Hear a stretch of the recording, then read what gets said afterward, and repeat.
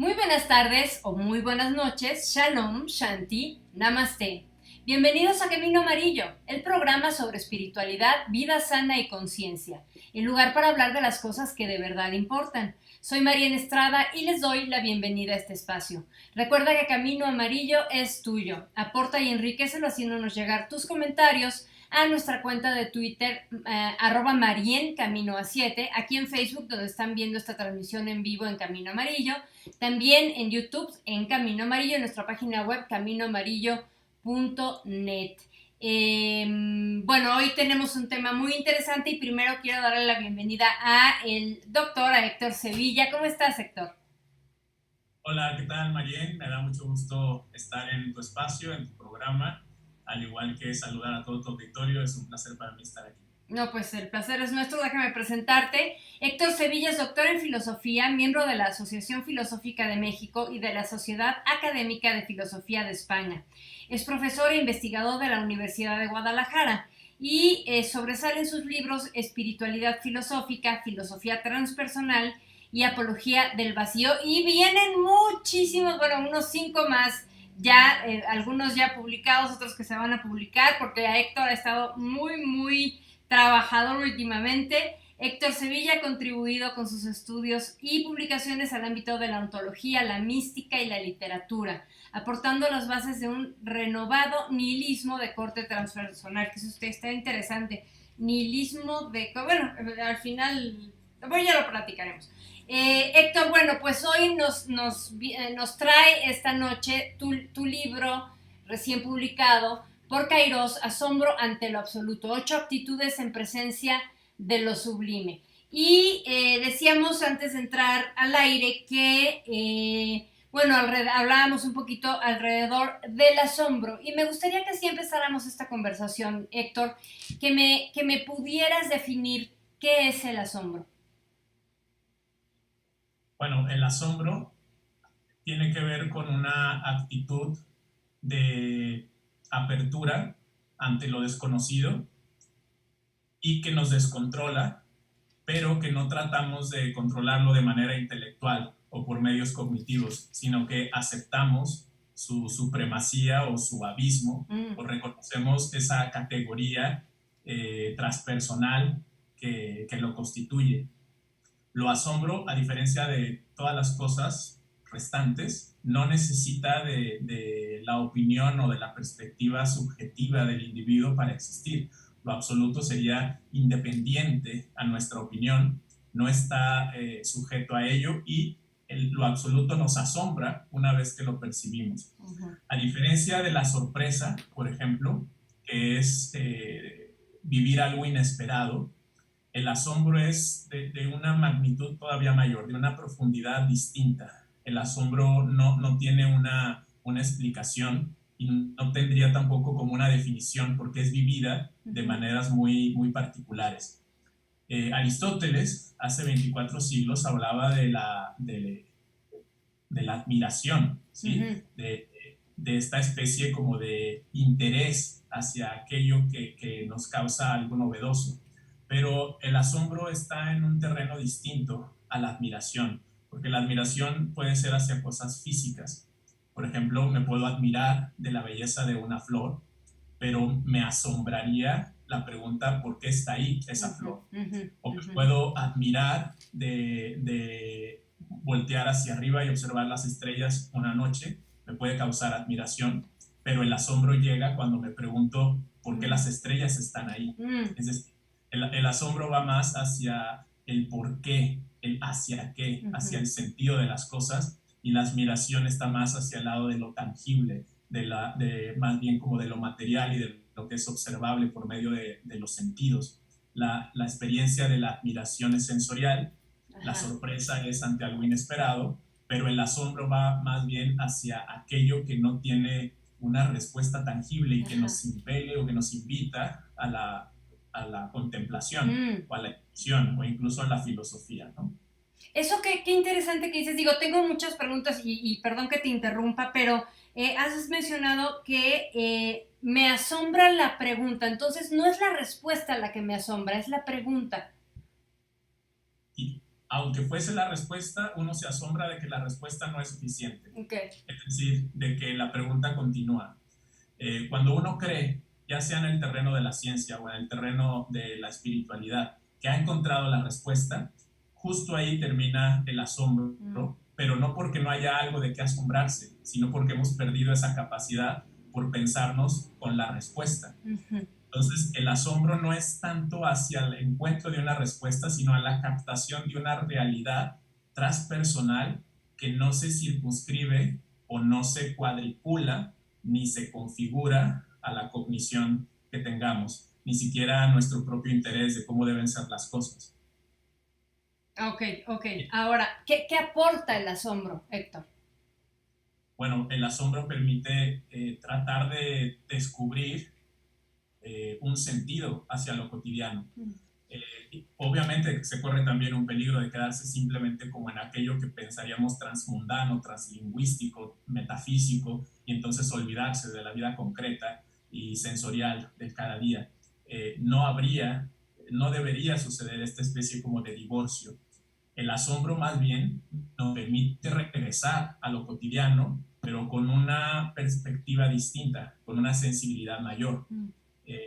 No simplemente como para hacer las cosas y entrar a la rutina, sino encontrar lo extraordinario aún en eso ordinario. Y desde esa visión de lo extraordinario, entonces hacer las cosas con una actitud diferente. Pero sí quiero aclarar que esto no se trata simplemente como de una postura optimista, como de ver el lado positivo y ese tipo de cosas, sino más bien de ver el lado que está trascendiendo a las situaciones que vivimos. Que ver también que una pérdida o que una situación melancólica o la nostalgia que vivimos o la añoranza por un ser querido que no está o una relación que termina o un trabajo que perdemos, no es simplemente una experiencia triste que nos deba destruir, sino que hay que ver hacia dónde nos lleva. Entonces nos volvemos a asombrar ante las puertas que se abren en esas situaciones que pensamos que son, o encrucijadas que son insalvables, pero en realidad siempre hay algo que nos invita y nos convida a continuar existiendo. Ok, ahora, Héctor, ¿crees que hemos perdido esta capacidad de asombro? Y si la respuesta es afirmativa, ¿qué, qué consecuencias tiene esto en la vida cotidiana, en nuestra vida contemporánea? Creo que si bien ha habido una especie de despertar de ciertos grupos de personas o de algunos individuos en concreto, podríamos pensar que en general sí se ha perdido esta capacidad de asombro, y creo que tiene mucho que ver con el centrarnos demasiado en la situación visual. Somos seres muy visuales y eso está muy remarcado ahora en nuestra época tecnológica y de desarrollo, donde parece que solo existe lo que podemos ver, ¿sí? Es así como muéstramelo y te lo voy a creer. Si no se muestra, entonces no existe, o si no lo toco, entonces no es real, o si no lo huelo, entonces no pasó por ahí. Entonces, esta especie como de saturación de información sensorial, y esta necesidad de acaparamiento de experiencias sensoriales, creo que distraen también del ejercicio de la contemplación. Incluso el mismo verbo, pues ya ha perdido su connotación mística, ¿no? Pareciera que contemplar es nada más mirar con atención, cuando contemplar es ver lo que no está al alcance de la vista. No de que estemos viendo más allá de lo visible, pero en cierto modo es captar una realidad que está implícita en esa realidad cotidiana. Pero como estamos centrados en este vaivén de comunicación, de información, de exigencias laborales, de distracciones, de desconexiones hacia lo que somos, hacia lo que queremos, hacia nuestros proyectos, entonces nos llenamos de compensaciones que nos sacan totalmente de dirección de aquello a lo que queremos dirigirnos. Entonces sí, me parece que hay consecuencias nefastas en torno a la pérdida del asombro, porque entonces se pierde también como el sentido metafísico de la existencia cotidiana o el valor más allá de lo sensible de lo que vivimos en el día a día.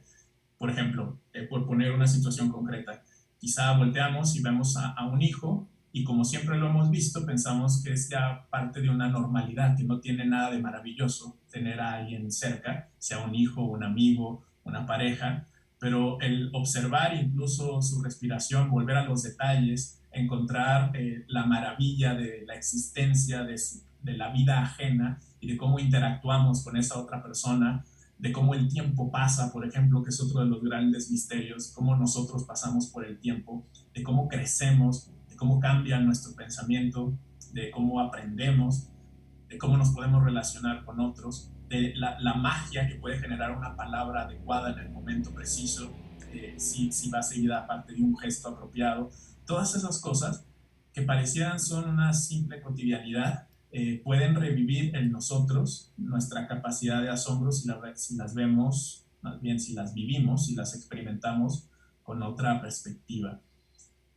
Entonces creo que cada uno tiene que buscar qué es lo que más le ha distraído de su propio foco de atención o hacia dónde está dirigiendo la mayor parte de su tiempo, y entonces puede ver qué tanto le dedica al día al asombro, a la posibilidad de conectar con algo más allá del que está aquí a nuestra mano o a nuestro alcance.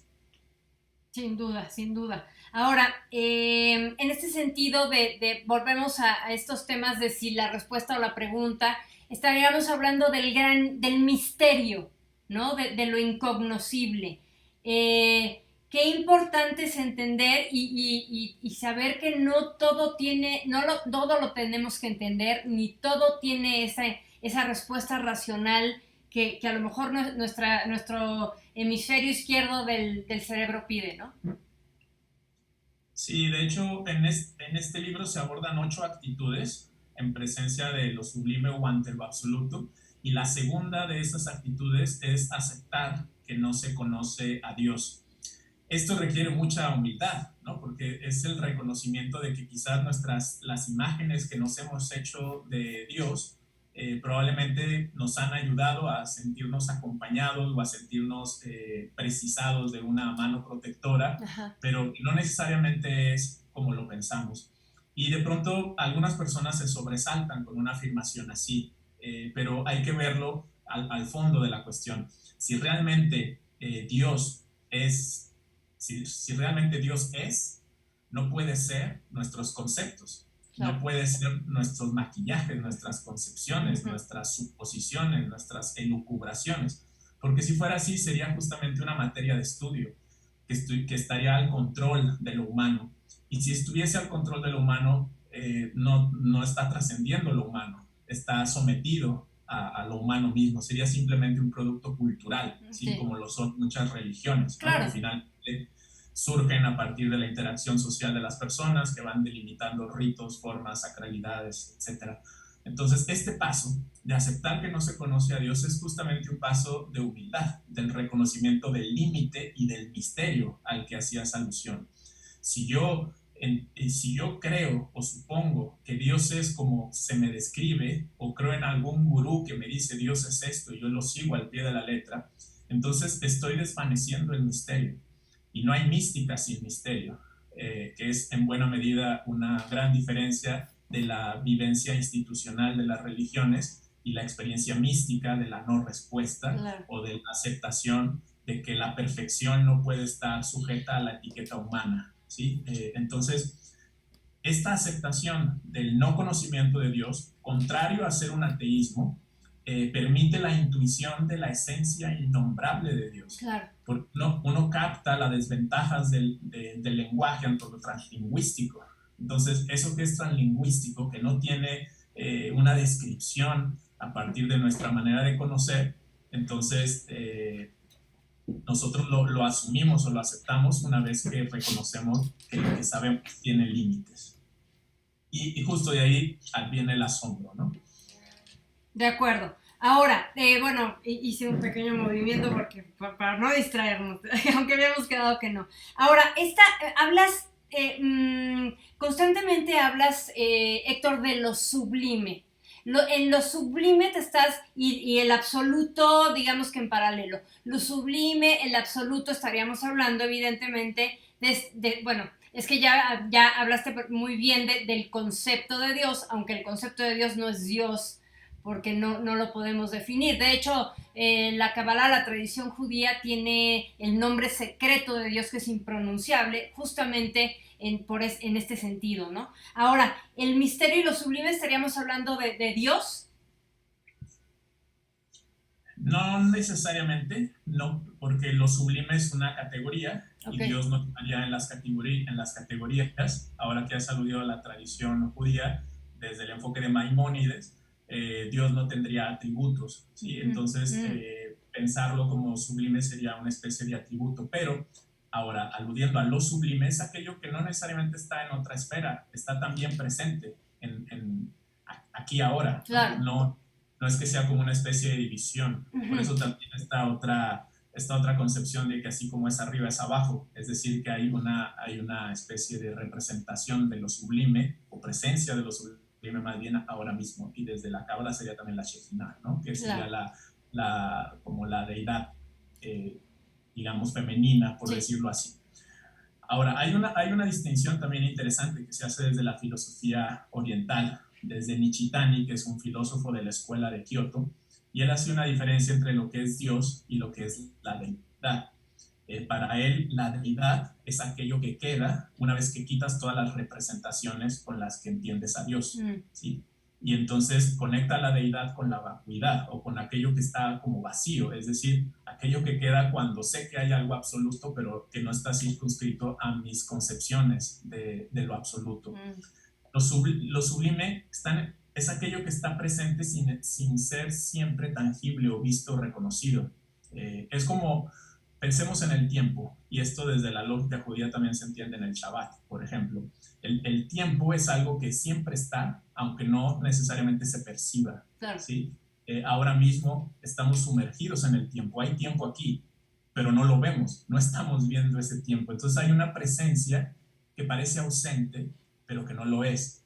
Y desde una misma concepción podría entenderse también a lo sublime, ¿sí? Aquello que sin que se manifieste de maneras tan evidentes, está presente y puede resurgir por medio de la contemplación.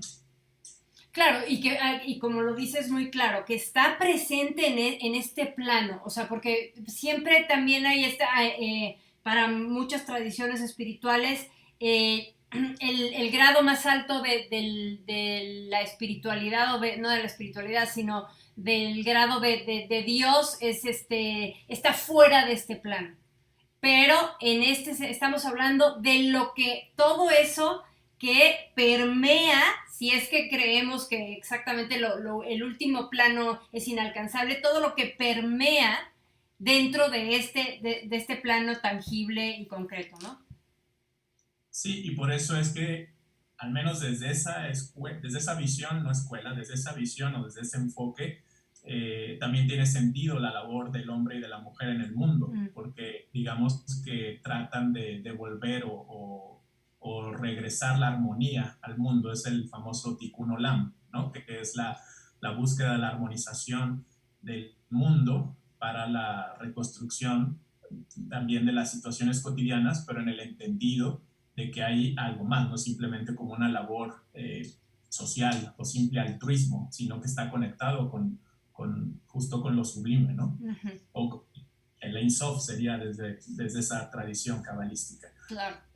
Ahora, todas estas afirmaciones que hacemos, por ejemplo, esas quizá no cabrían en la tercera actitud que se manifiesta en el libro, que es la de suspender el juicio. Sí cabría en la primera, que es la de la experimentación del pathos divino, entendiendo el pathos como la emocionalidad de Dios. Y en esa experimentación de la emocionalidad de Dios es propuesta por un filósofo judío de tradición hasídica, o que absorbió mucho de la tradición hasídica, que es Abraham Heschel.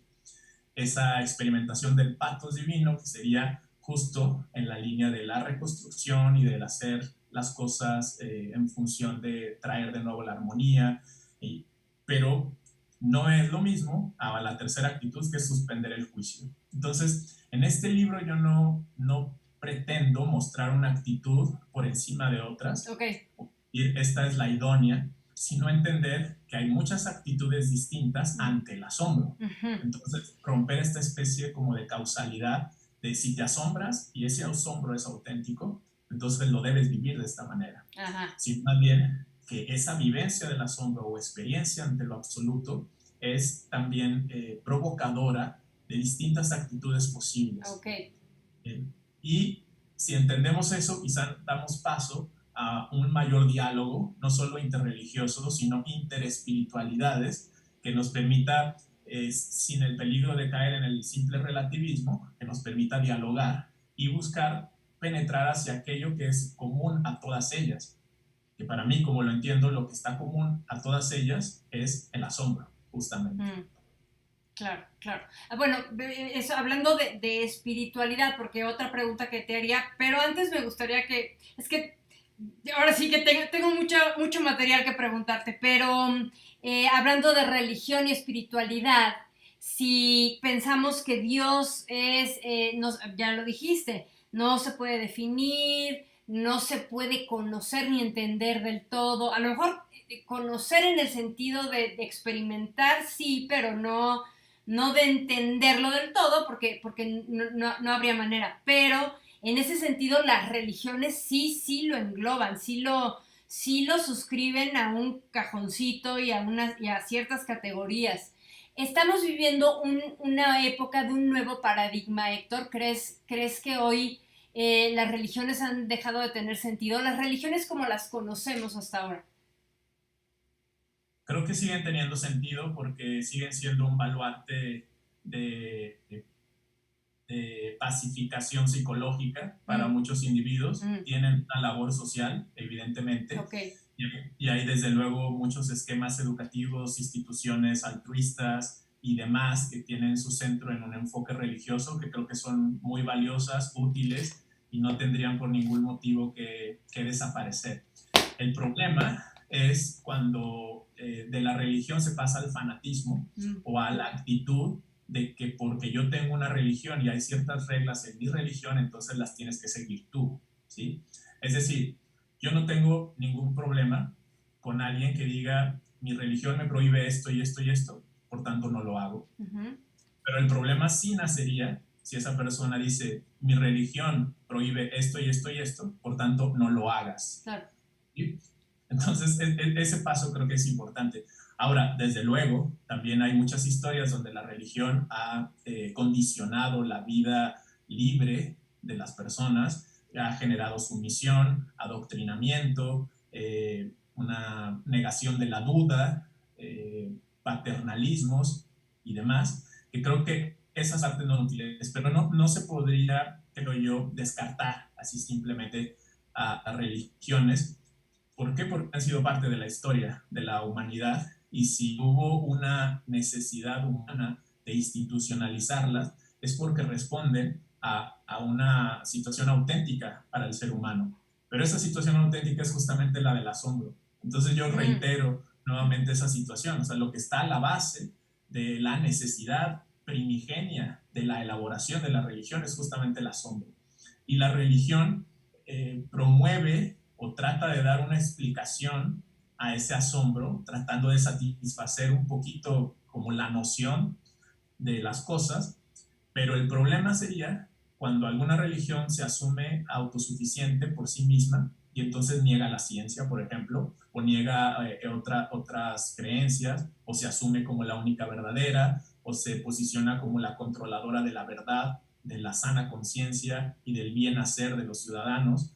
Ahí creo que es cuando hay un problema, es decir, cuando la religión se convierte en justificación de la opresión y no en un camino de liberación.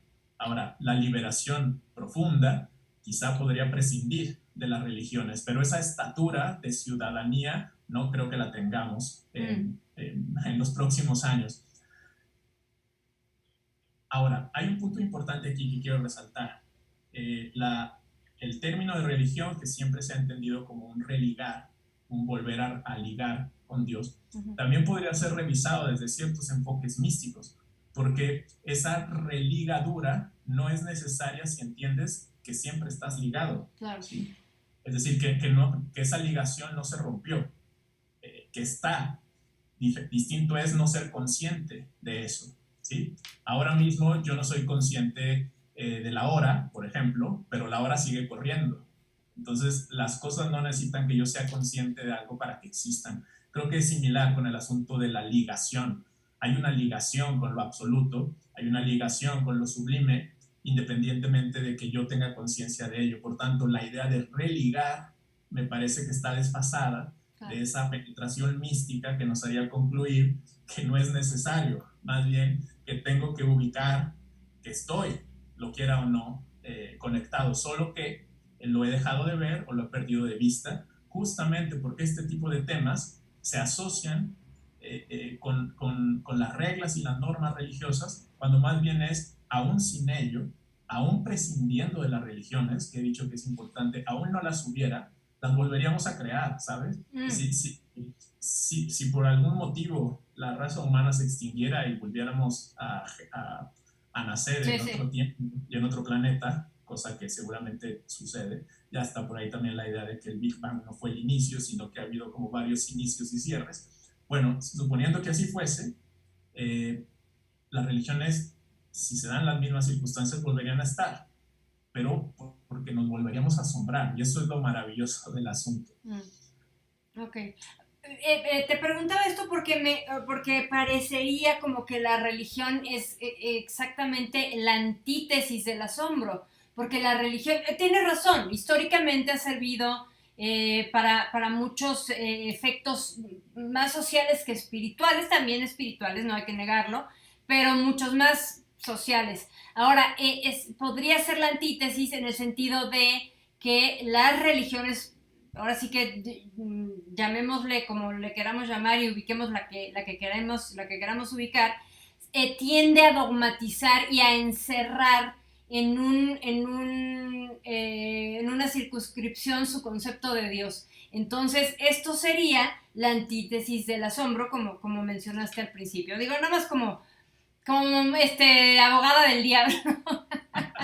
Sí, aunque ha habido también dentro de las religiones y dentro de la institución como tal de la misma religión, individuos que se asombran, ¿no? Sí, Tenemos claro. al maestro Eckhart dentro de los dominicos, que luego fue perseguido también por la iglesia, pero finalmente no es que se pierda el asombro por ser religioso, existe el peligro, siendo religioso o no, de perder el asombro.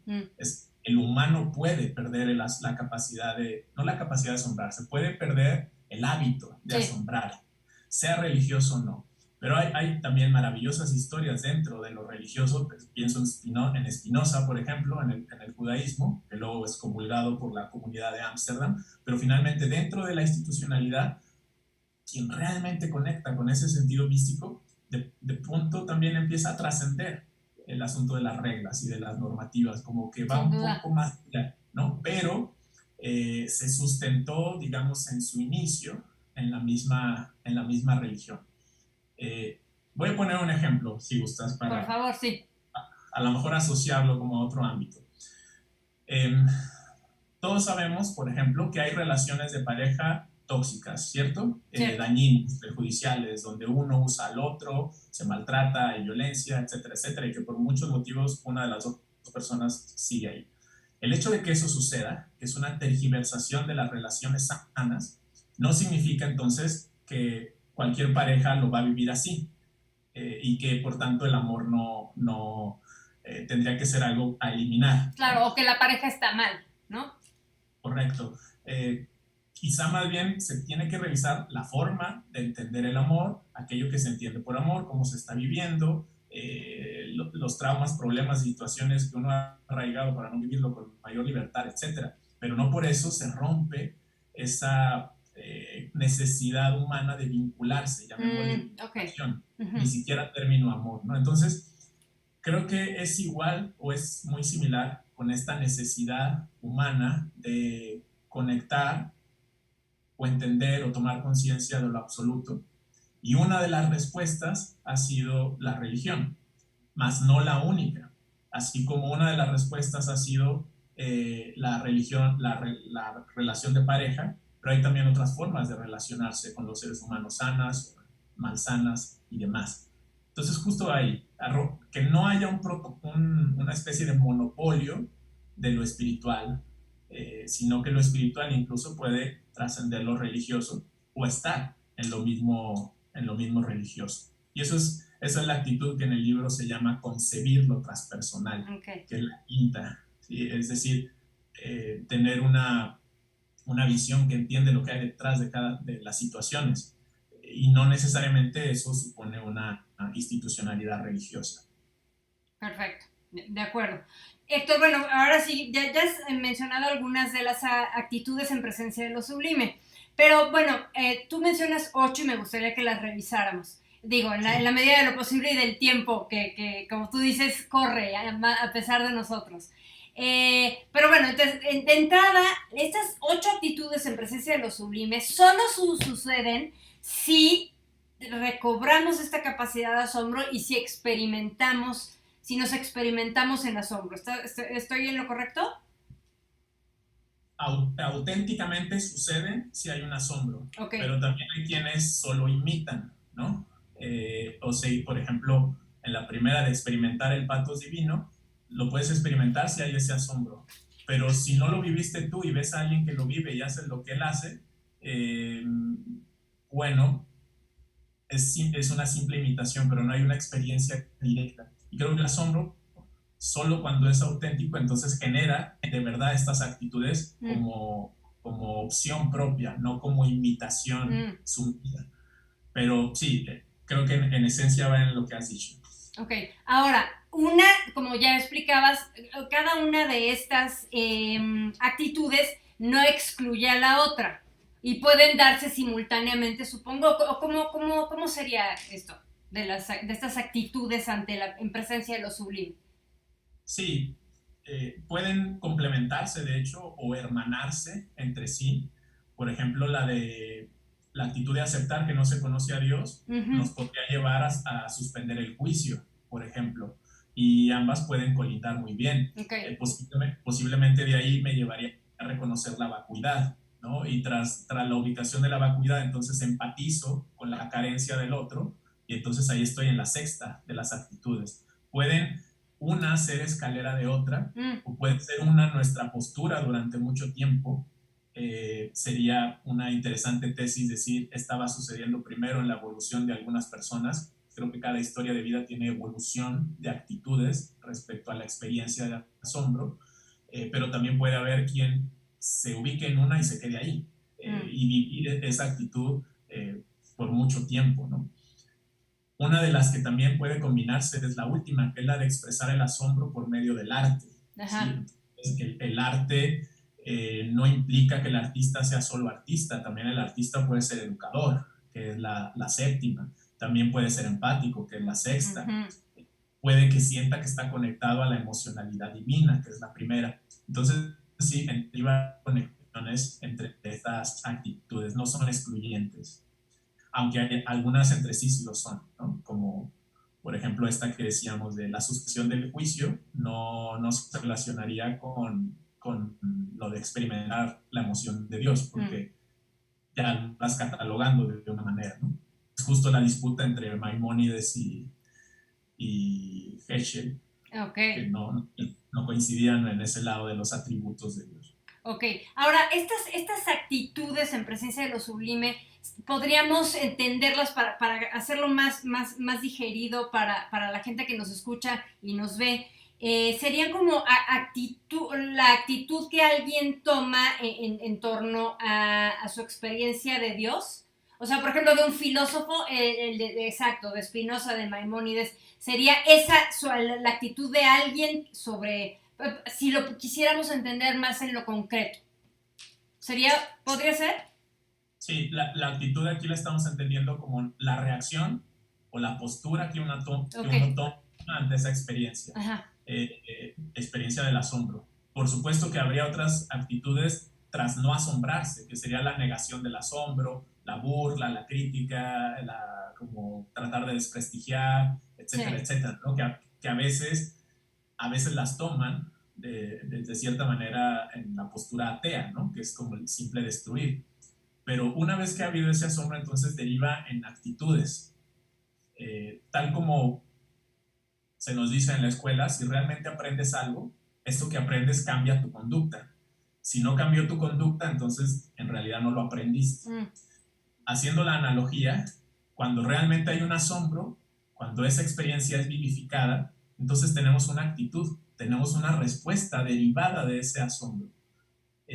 Has pedido que habláramos un poquito de cada una de estas. Digamos que la primera, no voy a tomar las palabras como está dicho en el libro capitularmente, pero una posible es, digamos, la de la persona que dice, yo siento la presencia de Dios, siento que me habla, o siento que lo escucho, claro. O siento que me dice, siento. ¿Esa qué actitud sería?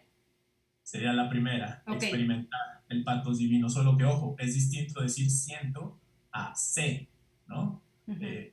Siento que me habla es distinto a sé que me habla, porque ahí entonces estamos como en la línea bueno, podríamos ponerlo en duda, pero la persona lo siente, y sería la primera. La segunda es, esa misma persona después dice, yo lo sentía, pero ahora me doy cuenta que lo que sentía era más bien mi necesidad de estar en presencia de algo o de alguien, y ahora más bien humildemente acepto que lo que creo de él, eso no es.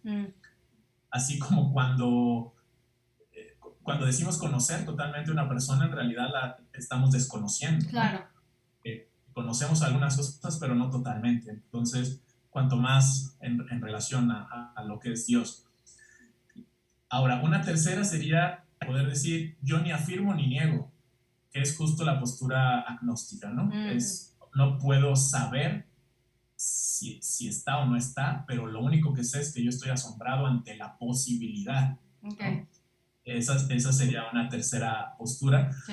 Una cuarta postura que es más hacia el lado del budismo Mahayana y también del Vajrayana, que son los que promueven o estudian o reconocen la vacuidad. Sí. Sería como entender que en realidad cualquier cosa que digamos no es una ilusión, porque estamos transitando por un mundo como de quimeras o de fantasías. De ilusiones. Entonces, claro.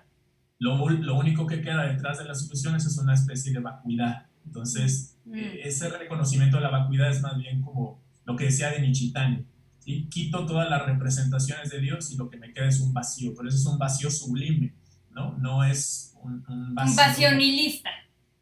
Un nihilismo transpersonal, digámoslo. No un nihilismo del tipo, nada es como yo creo, entonces nada vale la pena, ¿no? No un nihilismo de nada es como yo creo, entonces vivo abierto. Claro, entonces todo vale la pena, sí. Es justo, porque entonces, por eso mismo tiene sentido, ¿no? Que suena sin sentido que las cosas necesiten no tener sentido para tenerlo, porque justo ahí lo puedes construir, ¿no? Claro. Y es la diferencia entre descubrir mi sentido de vida o construir mi sentido de vida, ¿no? Es también lo que suelo decir cuando se pregunta, ¿el amor se encuentra o lo buscamos? Y es, pues, lo construyes, ¿no? Si te interesa, sí. Que es distinto a encontrar. No es que lo encuentres hecho, creo que la espiritualidad también es así. Ahora, lo de concebir lo transpersonal es justo la cuestión de ubicar lo sublime, ¿sí? Tiene cierto parecido con subliminal, ¿no? Es aquello que está sin que te des cuenta, ¿sí? Lo sublime sería como una presencia que está sin que te des cuenta ordinariamente, pero que puedes darte cuenta si tratas y reconoces el asombro. Esa sería la de concebir lo transpersonal. Y hay muchas personas que lo viven así. Fuera de la institucionalidad, fuera de algún esquema, la persona asume que hay algo, lo concibe, que es distinto a sentir y a saber, lo concibe y lo contempla y vive de acuerdo a lo que asume que se le pide o puede hacer. De ahí la importancia de reconocer los talentos y ponerlos al servicio. Eso nos daría al de la empatía. La empatía no solo como un engancharse emocionalmente con otro, que eso es peligroso, sino empatía en cuanto conectar nuestra situación de invalidez y al mismo tiempo nuestra capacidad de construir. Entonces yo empatizo contigo no cuando me encuentro a mí en tus ojos, sino cuando veo que tu esencia no tiene distinción con la mía. Claro. Y entonces hay una conexión a partir de una fuente común. Esa empatía permite que valore tu vida, que respete y que desde luego entienda el valor de las emociones ajenas, ¿no? Déjame hacer además un paréntesis y regresar un segundo a la vacuidad, porque es muy interesante, porque estamos hablando del asombro ante lo absoluto, ante el misterio, ante lo sublime, y el budismo, por ejemplo, se autodefine como no necesariamente ateo, pero sí como desliga, digo, el budismo en estas escuelas que tú has mencionado, Mahayana, ya las un poco más altas, ya se deslindan un poco de esta parte de Dios y se van a la ciencia de la mente y a la ciencia de la mente, y tú aquí pones como una de las cualidades o de las actitudes, reconocer y entrar en presencia de la vacuidad, ¿no? Del vacío. Sí, justamente un elemento central del budismo es bueno, dudar, ¿no? Poner en duda de, de lo que parece evidente, incluso ponerlo en duda, y también poner en duda de que uno mismo está iluminado, por ejemplo, ¿no? Sankara, que es uno de los filósofos importantes dentro del budismo, de la escuela Advaita o no dualidad, él decía que cuando un bodhisattva, que es aquel individuo que está en camino a ser Buda, decía de sí mismo que está iluminado y que lo ha logrado, entonces esa era la evidencia de que no lo estaba, ¿no? Claro. Porque no había vencido al ego, aunque decía soy mejor que los demás porque he logrado vencer al ego. Esa era justo la evidencia. Entonces es muy similar respecto a la idea de Dios. O sea, si yo tengo una idea de Dios y digo, es esta, lo encontré, entonces justo esa no es porque la has disminuido a un concepto, ¿no? Y por eso es que también se entendería esta frase de si tú crees que ves al Buda, mata al Buda, porque no es eso que tú estás considerando que es. Entonces, por eso es que no es exactamente que haya esta especie, no hay una negación de esa otra realidad, sino de estos maquillajes respecto a lo divino, y es justo el valor de lo vacío, ¿no? De lo vacuo. No es que no haya nada, es que la nada es algo, y eso rompe toda la ontología tradicional, ¿no? Pero tiene sentido cuando estás inmiscuido en eso. Es algo de tal modo que también se puede intuir así. Entonces, esto no es que se vea desde el terreno como tal científico, o podría verse, ¿no? Con las realidades cuánticas y demás, por ejemplo, la materia oscura, nos metemos como también a otro ámbito, pero sí está en sintonía cuando tienes conexión con eso, pero esa es una actitud. Y quien no tenga esa actitud o no se familiariza con eso, seguramente tendrá otra. Acá lo importante es la capacidad de seguir asombrado, ¿no? Claro, y en este caso, hablando de si le decimos Dios, si lo conceptualizamos con estas características, o hablamos de la mente, de la gran mente, de la mente natural, o de la base, también estamos conceptualizando este concepto, bueno, este momento de Dios, de lo divino, o de como le queramos llamar, pero estamos hablando al final siempre del asombro. Sí, de un asombro que no es que uno lo tenga que generar, sino abrirse a que suceda, ¿no? Porque aquí también podría estar esta otra duda de, bueno, entonces yo me tomo tal hierba, tal sustancia, entonces para generarme el asombro. Bueno, pues eso es una alteración de la conciencia, ciertamente puede llevar a algún asombro, pero habría que discutir o plantear, bueno, ese asombro se da porque yo lo quiero inducir y le llamo asombro cuando en realidad no es, o es un asombro que sí surge. Nos metemos al gran dilema de la autenticidad de aquello que generó el asombro, ¿no? Exacto. Si está solamente como en mi necesidad, como para decir soy terriblemente espiritual, o más bien es algo que surge por la sensibilidad, la apertura y también la reflexión y la meditación y el trabajo, porque eso requiere disciplina, ¿no? No se vuelve, alguien no se vuelve místico de un día para otro solo por su voluntad, ¿no? ¿No? Y tampoco no creo. Y si es así, bueno, si es así, caeríamos en el problema de dar recetas, ¿no? Y decir los pasos para volverse místico, que es ahí cuando entonces la espiritualidad se vuelve como una especie de buffet, como un producto de consumo. Claro. Eso es terrible, ¿no? Que también hay que decirlo, está en emergencia y surge mucho y genera mucho dinero también. Sin duda, sin duda. Bueno, ahorita volvemos. Seguías, Héctor, hablábamos de la empatía, nos quedamos en la empatía. Sí, decíamos la empatía como la capacidad de conectar, ¿no? Ahí en el capítulo se habla de Edith Stein como una de las principales filósofas respecto a la empatía. Hablaría de la empatía como una coincidencia de esencia o una coincidencia de espíritu.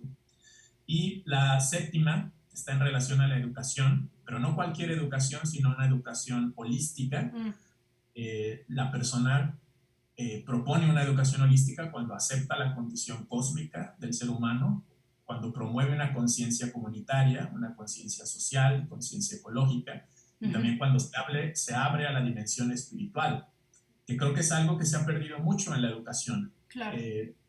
Porque se confunde la dimensión de lo espiritual con el ámbito confesional, ¿sí? Okay. Pensando en, si hablo de cualquier cosa espiritual, estoy generando una educación religiosa. Pues no necesariamente, hay que hablar también de la dimensión espiritual como un derecho y como una posibilidad de lo humano, no solo como un asunto de catecismo, y que creo que ahí se denota mucha pobreza respecto al conocimiento de estos temas, ¿no? Cuando se piensa que esto simplemente es algo que corresponde a un credo o a una religión. Claro. Y es muy pululante también en el ámbito de la ciencia, como querer decir, si no se mide, no existe, o si no se reduce como a aspectos de orden cuantitativo, entonces no es. Pero bueno, también hay interesantes investigaciones y descubrimientos y trabajos en el terreno de la ciencia en torno al ámbito de lo espiritual, ¿no? Curaciones, asuntos de vivencias, bueno, que creo que es parte de una materia que no se ha atendido lo suficiente porque se la ha descuidado pensando que es simple charlatanería, que la hay, pero no todo es eso, ¿no? Claro. También puede haber abordajes serios, ¿no? Como tú lo has dicho en este programa, por ejemplo, se busca promover abordajes serios de la espiritualidad, pero también hay muchísimos programas donde pues lo que se interesa es vender para el consumo un asunto con nombre de espiritualidad, pero que en realidad es como una especie de ficción. O de centro comercial, ¿no? Accesible, sí. Nos volvemos como una plaza, como para comprar cualquier artículo. Y creo que no va por ahí. Y bueno, finalmente es la actitud del arte, de aquellas personas tan sensibles que además requieren crear, generar algo. Entonces, recrean su experiencia ante lo absoluto a partir de la escultura, la pintura, la música, la literatura, la danza incluso, que como tal el arte pues es una representación de una realidad distinta, ¿sí? que el artista tiene en su mente cuando la plasma, yo agregaría en su espíritu, en sí mismo, y el arte también está conectado a esa experiencia y a ese asombro. Hay arte. ¿Siempre?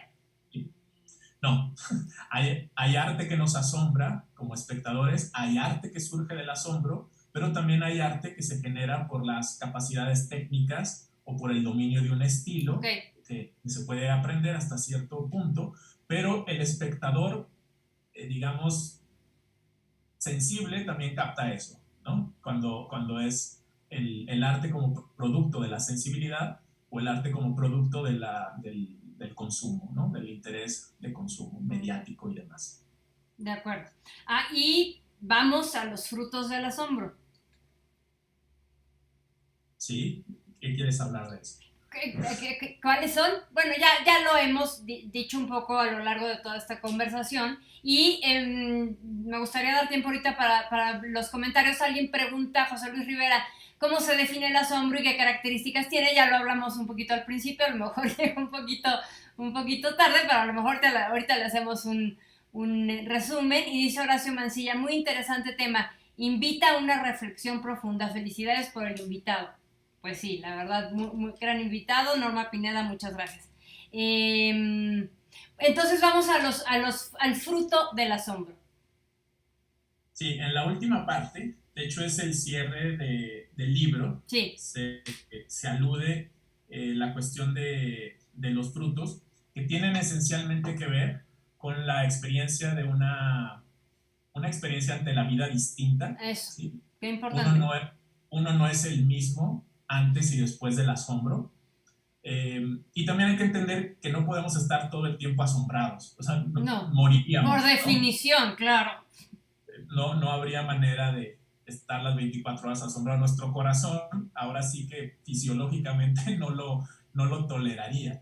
Sin embargo, estas experiencias espontáneas de asombro sí nos pueden acompañar durante toda la vida. O sea, sí pueden marcar nuestra vida en un antes y un después. Entonces eso es lo primero. Marca nuestra vida, nos equipa y nos entrena, digamos, para nuevos asombros, ¿sí? Porque en medida que te asombras, abres también tu puerta a nuevos asombros, ¿sí? Esto es como el aprendizaje. Aprendes algo y después lo vas perfeccionando, claro. Te vas haciendo más accesible a eso. En ese sentido hablabas de la disciplina, porque de repente a lo mejor lo muy académico, Héctor, te lleva otra vez a esta parte de conceptualizar y decir, y esto es así y asado y no sé qué, y no necesariamente te quita la capacidad de asombro, pero a lo mejor alguien que no está en ningún tema de espiritualidad de repente se asombra más que alguien que sí, que cree que sí. Sí, pero se requiere esa capacidad, como dices tú, de ordenar la experiencia o de al menos poder nombrar la experiencia o poder aterrizarla, porque si no, enloqueces también. ¿sí? Yo considero que el intelecto ayuda cuando no es solo intelecto, pero sí se requiere de cierta capacidad intelectual para poder decir, ha pasado esto. Y tampoco sobredimensionarlo, porque cuando solo es la vivencia sensible, entonces viene aquello de soy el elegido para dar el nuevo mensaje que espera la humanidad. Es decir, no se equilibra, digamos, no se le pone en el cajón adecuado. Entonces creo que el poder tener cierta cognición al respecto ayuda como para que estas experiencias de asombro no nos desconecten de la vida cotidiana. Por eso es que se habla tanto de la experiencia de desierto, pero luego volver, ¿no? como al ordinario, ¿sí? No estamos aún en esa dimensión donde solo existe lo espiritual. Entonces, hay otras cosas que atender. Pero desde luego existe ese riesgo de solo intelectualizar, ¿no? Ahora, obviamente, para expresarlo necesitamos las palabras y demás, pero en esencia todo esto es silencio, ¿no? Es como otra manera de decirlo sin decirlo, pero no hay manera de comunicarlo en poco tiempo más que con las palabras. Las palabras distorsionan, desde luego, ¿no? Seríamos ilusos en pensar que decirle a alguien te amo transmite toda la experiencia sensible que estamos teniendo al decirlo. Entonces es igual respecto a las cosas del terreno espiritual, lo místico o sobre lo divino. No por decirlo, entonces es como se dijo. Algo hay que decir, ¿no? Sí. Algo hay que decir hasta que estemos en la estatura de mejor callarnos. Ok, bueno, y entonces el gran fruto del asombro es que cambia nuestra actitud y nuestra manera de plantarnos en este mundo y de cómo vemos la realidad.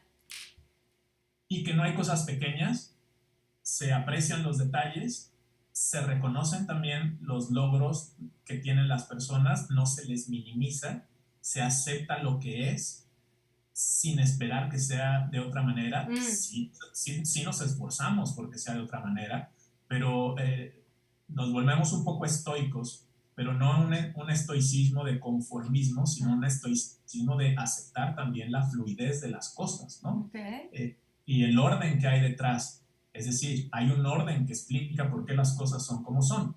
Y también podemos, no visualizarlo, pero sí intuirlo.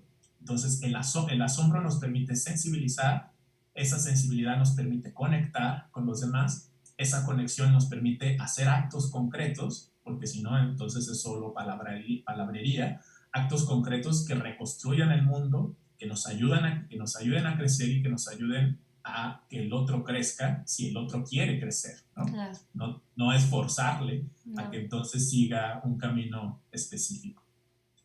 Justamente entendemos que entonces el camino es el reconocimiento de que no todos tenemos el mismo camino. Ajá. Y que incluso aunque pensemos que ya descubrimos nuestro camino, este también tiene curvas y retornos y regresos. Entonces es una aceptación, un dejar ese control de pronto irracional que queremos de todas las cosas, soltar, fluir, pero no en el desparpajo o en la irresponsabilidad, sino en el entendido y en la convicción de que hay también algo que ordena las cosas. Y que al final, y lo acabas de decir muy claro, hablando del otro, que de repente somos como, bueno, habría que entrar a la ausencia de juicio, ¿verdad? Pero de que el crecimiento del otro, por supuesto, va a depender de justo que logre recuperar esa capacidad, bueno, el mío y el de todos, que logremos recuperar esa capacidad de asombro. Sí, si queremos mostrar al otro lo que según nosotros es lo correcto, más bien lo que nos queda es testimoniar, dar un testimonio sobre nuestra propia vida y nuestras conductas, sin esperar que las haga o que nos imite. No podemos reducir la estatura del otro a ser imitadores nuestros, ¿no? Y por más que digamos que es el nombre del amor o porque te quiero y demás, cada quien tiene que definir, esclarecer su camino, y este es más sencillo de descubrir o menos difícil si no tenemos a alguien encima diciéndonos, ¿no? Entonces, no seamos aquel que está encima de otro diciéndole el camino, más bien mostremos que nosotros encontramos el nuestro para que el otro se interese en el suyo y se asombre ante esa posibilidad.